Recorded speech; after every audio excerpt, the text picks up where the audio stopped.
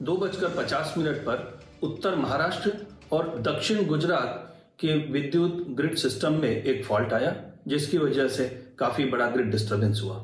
SLDC की team और सहयोगी टीम ने मिलकर बड़ी कार्यकुशलता से मात्र 1.5 घंटे में 50% से ज्यादा पावर रिस्टोर कर ली और 7 बजे के पहले पूर्ण तरह से सिस्टम को रिस्टोर कर दिया गया और अब सिस्टम बिल्कुल ही स्वस्थ और पूर्ण रूप से सुचारू है।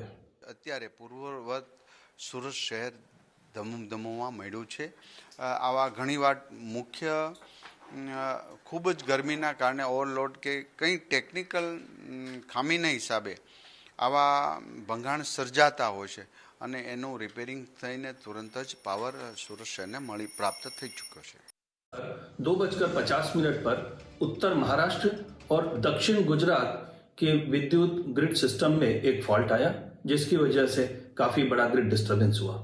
एसएलडीसी की टीम और सहयोगी टीम ने मिलकर बड़ी कार्यकुशलता से मात्र 1.5 घंटे में 50% से ज्यादा पावर रिस्टोर कर ली और 7 बजे के पहले पूर्ण तरह से सिस्टम को रिस्टोर कर दिया गया और अब सिस्टम बिल्कुल ही स्वस्थ और पूर्ण रूप से सुचारू है।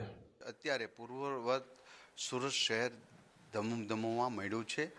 આવા ઘણીવાર મુખ્ય ખૂબ જ ગરમીના કારણે ઓવરલોડ કે કંઈ ટેકનિકલ ખામીના હિસાબે આવા ભંગાણ સર્જાતા હોય છે અને એનું રિપેરિંગ થઈને તુરંત જ પાવર સુરત શહેરને પ્રાપ્ત થઈ ચૂક્યો છે।